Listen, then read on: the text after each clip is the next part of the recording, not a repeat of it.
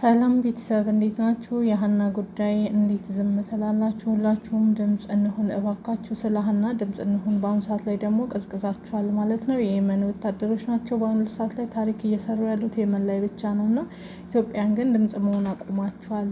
ምን ይመስላችኋል? ድምፅ ብትሆኑ ማለት ነው። ምክንያቱም እች ልጅ አልተገኘችም፣ እስካሁን በእጅ አልገባችም። ሌሎች ግን እነ ሀቢባ እነ እንትና የሚያውቁት ነገር ያው ስላለ ሚዲያ ላይ ማውጣት ስለማይፈልጉ በውስጥ እየሰራን ነው ስላሉ ማለት ነው። የልጅቷ ያለችበትን ነገር ለህዝብ ቢያሳውቁ አሪፍ ነበረ። እንግዲህ ተለቃለች እየተባለ ብዙ ቪዲዮ እየተሰራ ነው ከበቀደም ጀምሮ። አሁንም አዳዲስ እሳይ ስለተሰመረ ተለቃለች እያሉ ብዙ ልጆች እየሰሩ ነው ያሉት። እውነት ነው ውሸት ነው የሚለው ግራ ተጋብተናል። ምክንያቱም እነ ተስፍሽ እነ ሀቢባ በውስጥ ይዘናል ያሉት እነ ቅን ልቦች ምንም አይነት መልስ እየሰጡ አይደለም። ግን ልጅቷ እውነት የፖሊስ እጅ ላይ ነው ያለችው። እውነት ተገኝታለች? የምናውቀው ታሪክ የለም። ይሄን ግን ብዙዎች ተገኝታለች በሚል በእልልታ በመዝሙር በዘፈን እየገለጹ ይገኛሉ ሚዲያ ላይ ማለት ነው። ስለዚህ ነገር ወታችሁ ማብራሪያ ብትሰጡ። በሚስጥር የተደበቀ ነው የተደበቀ ነው። ለማንኛውም እሷ በመገኘቷ እኛ ደስ ይለናል ሁላችንም፣ የእሷ መገኘት ስለሆነ የምንፈልገው ነገር ማለት ነው። እና በትላንት ማታም ሰርቼላችኋለሁ። እነዚህ አሁን ያያችኋቸው ወንዶች ማለት ነው በእነሱ ምክንያት ጉዳት የደረሰባችሁ ሰዎች አናግሩን እያለ ተስፍሽ ይገኛል። በውስጥ ተስፍሽን አናግሩት ማለት ነው። ምክንያቱም ብዙ የተበደላችሁ ሰዎች እንዲሁም ደግሞ ከውስጡ ተክላይም እንደተያዘ እየተነገረ ነው ያለ። እውነት ሐሰት እሱን የምናውቀው ነገር የለም። ለማንኛውም ፍትህ ለሀና እንበል፣ ድምጻችን እናሰማ። ሁላችንም እህታችን እስክትገኝ ድረስ ዝም ማለት የለብንም። የሀና ጉዳይ ሊያሳስበን ይገባል። ምክንያቱም የሳምንት መሆን የለበትም። ሕፃን ልጅ ጥላ በስቃይ ውስጥ ነው ያለችው። ለሀና ድምጽ እንሆን ሁላችንም። አይነት ትኩስ ዜና ከፈለጋችሁ ረዛን ስክሪን ሪከርደር አለችላችሁ እና ደግሞ ሁሉንም ሃይማኖትም ብሔርም ሳትለይ ሁሉንም እኩል የምትወድ ገለልተኛ፣ ለማንም የማታደላ ሀቀኛ ሕሊና ያላት ልጅ ናት። ረዛንም ፎሎ አድርጓት። ለራሳችሁ ጥቅም ስትሉ እናንተ ናችሁ የምትጠቀሙት ረዛንም ፎሎ በማድረጋችሁ። እሺ ኑር ሰላም ምን የጠየቅሽ ጥያቄ፣ ባልሽ ልጅ ሲመታ ልጅ ታማሚ ልጅ ባልሽ ሲመታ የማይሰራ የማይጠቅም ባል ቤት ውስጥ ተቀምጦ እየቀለብሽው ፖሊስ ጠርተሽ ልጁን ለምንድን ነው ማታድኙን? እኔ ጥያቄን የመለሹ በሌላ ነው ያልሽኝ።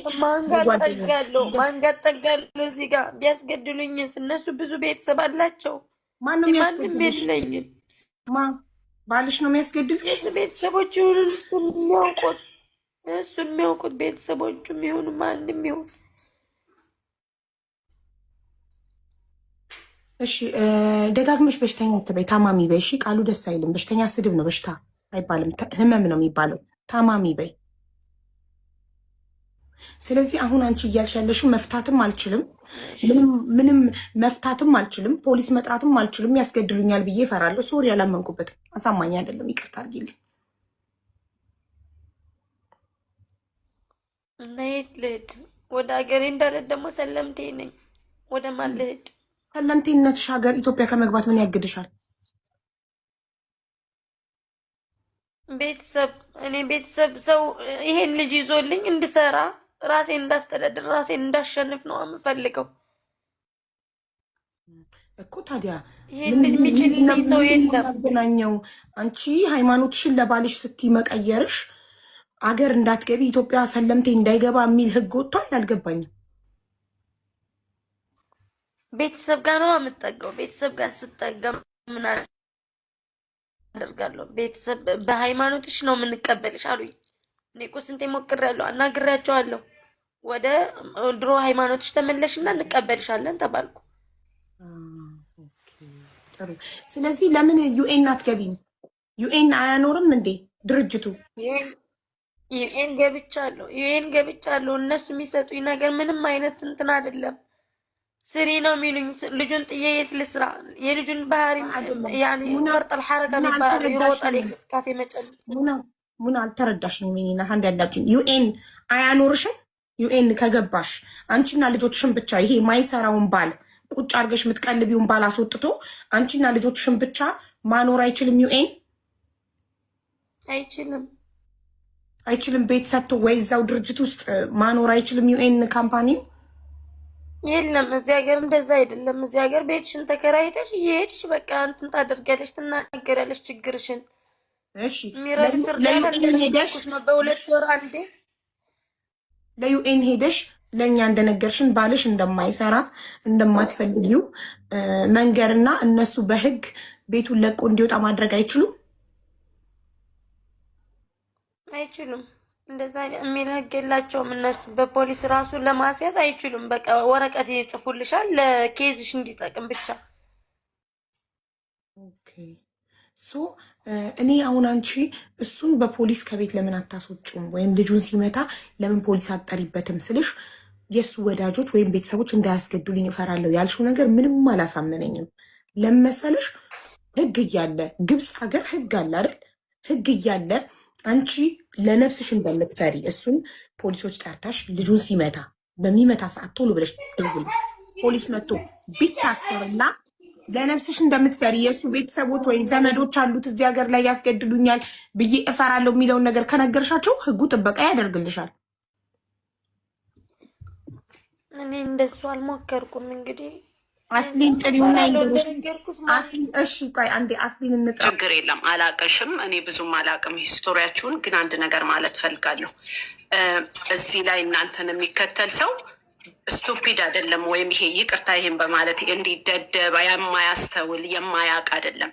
በጣም ብዙ የሚያውቁ በጣም ብዙ ጎበዞች፣ ስማርቶች፣ ጨዋዎች ናቸው እና የምታመጡትን ነገር አንዳንዴ ምንም ስለማያውቁ ነው ብላችሁ እንዳትሉ።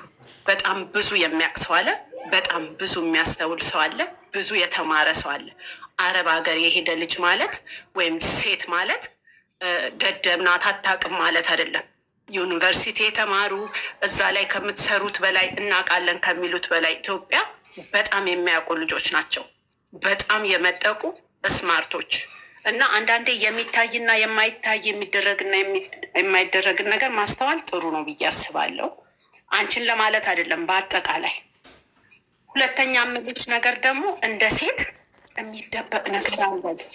ሴት የሚደበቅ ነገር አላት በተፈጥሮዋ። እኔ እማየው በተለይ ይሄ ቡታጅራ የሚባል ወይም ከዛ አካባቢ የመጣችሁ ሴቶች ይቅርታ አንቺን አይደለም አሁንም በሙሉ የማየው ነገር እኔ ሴትን ኢትዮጵያ ኖሬ አድጌበታለሁ አይቼ የማላቀውን የሴትነት ክብር የጣለ ነገር ነው የሚታየው ከአንድ ሰው ከሁለት ሰው ውጭ። ሃይማኖት ታደሰን ነው ባፌ ሞልቼ ጨዋ ሴት ብዬ የምላት። ሴትነትን ያዋረደ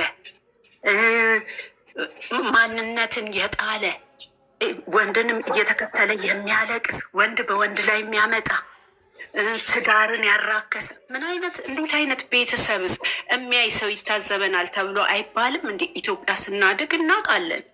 ወይ ፍሬንድ አለኝ እንኳን ብለሽ እኮ ትፈሪያለሽ አይደለም? ሚዲያ ላይ ወተሽ ወንድ አልጋ ላይ ተኝቶ አንቺ እንደገና ወንድ ይዘሽ መተሽ ደግሞ እሱን እንደዚህ አይነት ነገሮች ባይደወይ ልጆቹ እያዩ የሚሳደቡት የሚናደዱት ክብር የጣለ ነገር ስለሚያዩ ነው እንጂ ደደብ ስለሆኑ አይደለም የሚከተሉት እና ድራማ ነው እያሉ የሚሉት። ገብቶሻል? እና እኔ ኢትዮጵያ የሚባለውን ነገር በጣም ሴትነትን የጠላሁት በእነዚህ በሚባሉት ልጆች እና በማያቸው ነው። እና ከቻላችሁ እውነት እንኳን ቢሆን አንዳንድ የሚደበቅን ነገር ደብቁ። ገንዘብ እንኳን ብታገኙበት ነገ ልጆቻችሁ አይተው ለከማማ እንዲህ ነበርሽ አባባ እንዲህ ነበርክ እኮ ይላሉ።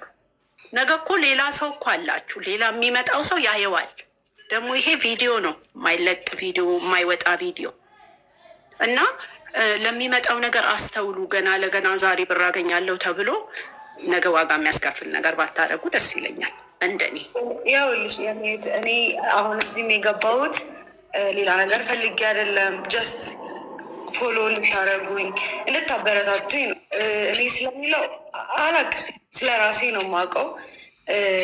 ማለት አንዳንዶቻችሁ ሌላ ነገር በህይወታችን ድራማም ሊመስላችሁ ደስ እንዳላችሁ፣ ማለት ልብን የሚያውቀው ፈጣሪ ነው አይደለም። ምንም ልልሽ አልችልም። ማለት እንግዲህ የተሰማሽ በሌላ ነገር ያዘንሽበት ነገር ሊኖር ይችላል። ያ ነገር ነው እንድትናገር ያደረገሽ እና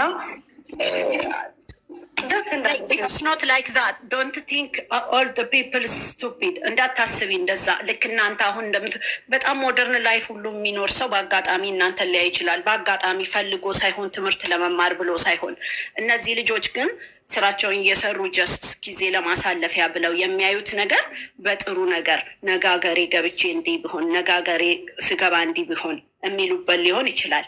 እኔ ግን አሁን እዚህ ጋር ፎሎ ለማድረግ ላለማድረግ ብቻ ሳይሆን አንድ ፐብሊክ ፊገር አንቺም የምታሳዩ የራስሽ የሆነ ሾው ሊኖርሽ ይችላል። የእውነትም ሊሆን ይችላል።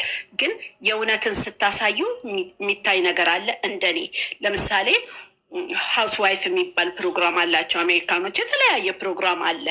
የሚያሳዩትና የማሳዩት ነገር አለ። በእኛ ባህል የሚታይና የማይታይ ነገር ደግሞ አለ። በጣም እንዲህ የወጣ ሁሉ ነገርን ግን እኔ ያስተምራል። ውዴ ይቅርታ አድርጉልኝ። እኔ ምርጥ ኢትዮጵያዊት ነኝ። ሁሉም ሰው ነው።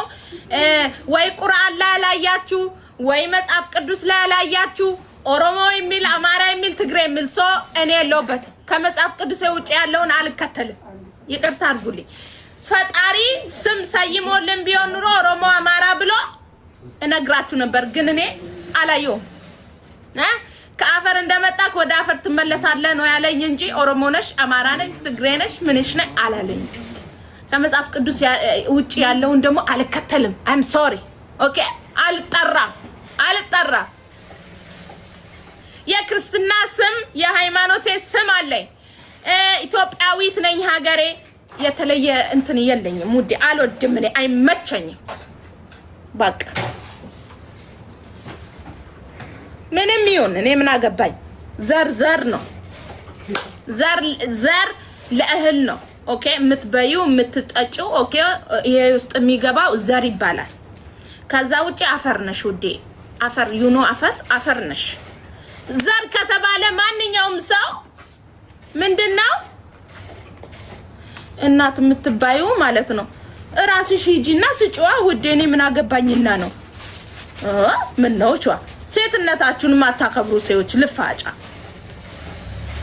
ልክልክሽ እናግርሻለሁ። ከፈለግሽ እውነቱን እናውራ ከተባለ አፈር ነሽ እኮ ውዴ። አፈር ታውቂያለሽ። አሁን የምትጸየፊው አፈር ከሱ ነው የተፈጠርሽው። የምትመለሽው ወደሱ ነው። አሁን አንቺ ስንሞት ማለት ነው አፈር ነው የምንመስለው እኮ። አፈር ውስጥ ገብተን ሰውነታችን በሙሉ አፈር ነው የሚመስለው። እንደው ሰው የተፈጠረበት እንኳን አይመስልም እኮ ገብርኤል።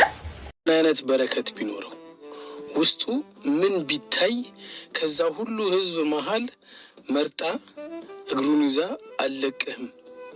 ምክንያቱም እንደሚሆንላት ታውቃለች። የሆነ ነገር እንደሚደረግላት ታውቃለች። በ10 ደቂቃ ውስጥ ከ500,000 ብር በላይ ነው የተሰበሰበላት። እግዚአብሔር ያሳያችሁ። አዶናይ የበረከት ሰው ነው። እግዚአብሔር እየሰራበት ነው የምንለው ለዛ ነው። 500,000 ብር መሰብሰቡ ብቻ አይደለም። ከዚህ በኋላ እቺ ሴትዮ የአዶናይ ፋሚሊ ነች። ኦኬ በቃ አልፎላታል። እንዲህ ነው ክብር ማለት። እግዚአብሔር ሲሰራበት ማለት እንደዚህ ነው። እግዚአብሔር ይስራባችሁ። ቴንክ ዩ ብራዘር። አም ፕራውድ ኦፍ ዩ። እኔ አንተን በማወቄ በጣም እድለኛ ነኝ። እግዚአብሔር ምስክሬ ነው። መልካም ቀን። ሰላም፣ እንዴት ናችሁ? ዛሬ አንድ ወዳጄ ትልቅ ውድድር ላይ ይሳተፋልና እንደው የኔ ተከታዮች እንደዚሁ መልካምና ቀና ልብ ያላችሁ ደግሞ ወንድሜን ቮት እንድታረጉት ብዬ ነው ወደ እናንተ ብቅ ያልኩት። ቴሲ ይባላል። እዚህ ላይ እንደምታዩት በዚህ ሶሻል ሚዲያ ላይ በበጎ አድራጎት ለረጅም ዓመታት አብሬው ከሰራዋቸው እንደ ወንድምም ከመቀራረብ በላይ ብዙ ነገር ያሳለፍን ወዳጄ ነው። ቴሲ ይባላል።